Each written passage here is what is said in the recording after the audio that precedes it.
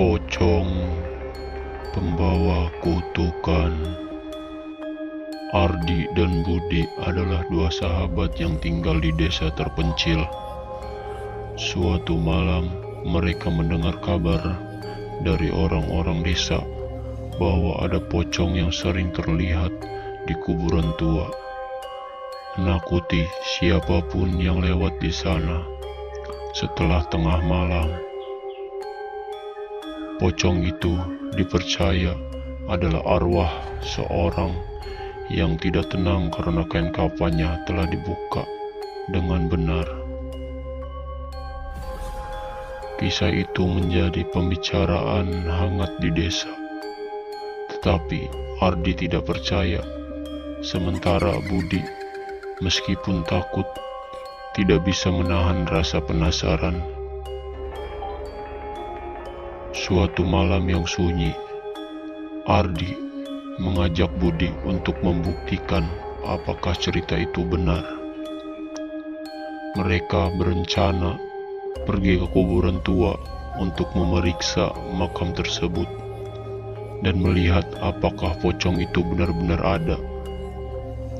Budi yang awalnya ragu, akhirnya ikut karena desakan Ardi. Mereka membawa senter dan kamera, berniat merekam apapun yang terjadi. Saat mereka tiba di kuburan, suasana langsung berubah. Angin yang dingin, bau tanah basah, dan keheningan yang menyeramkan membuat mereka merasa diawasi. Setelah mencari makam yang dimaksud, mereka akhirnya menemukannya. Nisan yang sudah tua dan miring menandai makam seseorang yang sudah lama terkubur. Dengan hati-hati, Ardi mulai menggali sedikit bagian atas makam untuk memastikan cerita tentang kain kafan yang belum dibuka. Sementara itu, Budi berdiri agak jauh, merasa tidak nyaman dan terus menoleh ke sekeliling, seolah-olah ada sesuatu yang mengintai. Ketika Ardi akhirnya membuka sedikit kain kafan yang terikat, udara sekitar tiba-tiba berubah dingin. Bau busuk menyengat langsung menyebar, dan tiba-tiba lampu senter mereka padam. Kegelapan menutupi semuanya. Dalam kegelapan itu, terdengar suara langkah berat, tetapi aneh, seperti seseorang melompat dengan satu kaki. Budi mulai panik. "Lo dengar gak, Di? Itu apa?" Ardi yang awalnya tenang mulai merasakan teror yang menyata. Mereka berdua mencoba menyalakan kembali senter mereka, tapi sia-sia.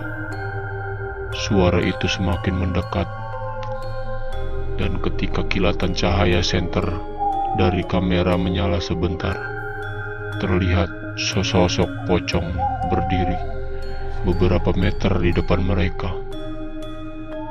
Wajahnya kosong, putih, namun penuh kebencian. Matanya terbuka lebar, menatap mereka tajam. Ketakutan melumpuhkan mereka beberapa detik, tapi segera mereka tersadar dan mulai berlari sekencang-kencangnya.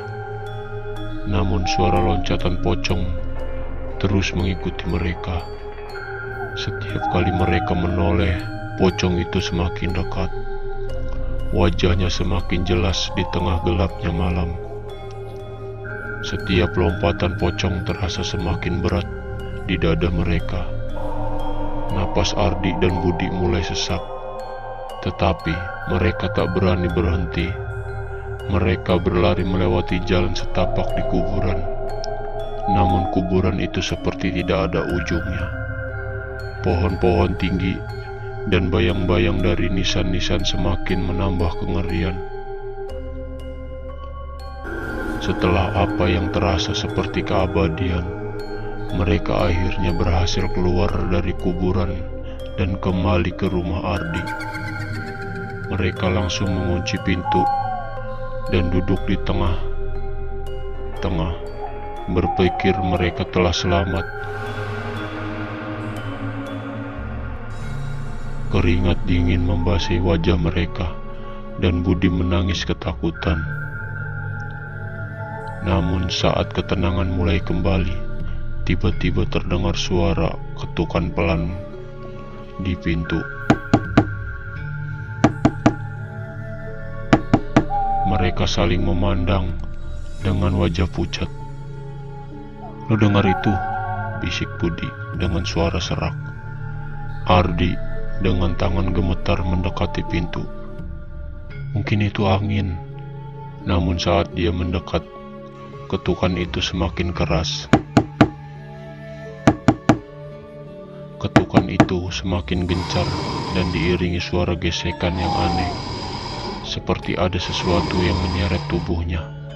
Dengan ragu, Ardi membuka sedikit pintu, dan apa yang dilihat membuat darahnya membeku.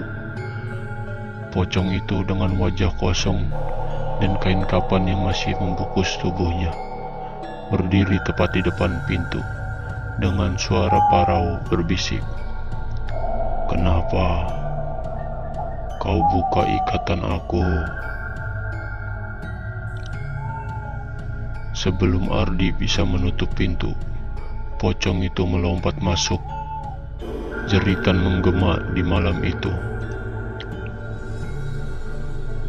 Setelah pocong melompat masuk ke rumah, suasana menjadi mencekam. Ardi dan Budi merasa seolah terjebak dalam kegelapan yang tak berujung. Pocong itu tidak langsung menyerang. Sebaliknya, ia berkeliling di dalam rumah, mengamati setiap sudut dengan tatapan kosong yang menakutkan. "Gue gak percaya ini terjadi, Bud. Apa kita bisa lari?" Ardi berbisik ketakutan. "Gue gak tahu, Di. Kita harus cari cara untuk keluar," bisik Budi kepada Ardi. Namun sebelum mereka bisa merencanakan langkah, pocong itu mulai mendekat dengan gerakan yang lambat. Ia melayang di antara mereka mengeluarkan suara pelan, seperti desahan dari kedalaman. Suaranya membuat bulu kuduk mereka berdiri. Pocong itu mulai berperilaku aneh. Ia tidak hanya mengejar, tetapi juga membisikkan kata-kata yang tidak bisa dimengerti, seolah mengutuk mereka setiap kali ia melintas. Lampu di rumah berkedip dan suasana menjadi semakin gelap, menciptakan bayangan-bayangan menyeramkan di dinding. Budi mencoba bersembunyi di belakang sofa, namun pocong itu tampaknya tahu di mana mereka berada. Ia muncul di depan mereka secara tiba-tiba, membuat Ardi dan Budi terlonjak ketakutan. "Kalian tidak seharusnya mengganggu tempatku," pocong itu bersuara. Dengan ketakutan yang semakin meningkat, Ardi berusaha melawan mengambil alat dari dapur untuk melawan pocong. Namun setiap kali ia mendekat, pocong itu menghilang, hanya untuk kembali di belakangnya. Seolah mengolok-olok usaha Ardi, rasa putus asa mulai menyelimuti mereka. Pocong itu mulai menunjukkan kekuatannya dengan menutup semua jalan keluar. Pintu dan jendela terkunci rapat, seolah ada tangan tak terlihat yang menahan mereka. Ardi dan Budi merasa terperangkap dalam perangkap maut, dengan pocong yang mengintai setiap langkah mereka. Dalam momen mencekam, pocong mulai mendekat lebih dekat. Ia menjulurkan tangan yang terbungkus kain kapan, seolah ingin menyentuh mereka. Ardi merasa seluruh energinya terhisap dan dia terjatuh di lantai. "Di, jangan biarkan dia menyentuhmu," ujar Burdi sambil menangis. Pocong kemudian berdiri di atas Ardi.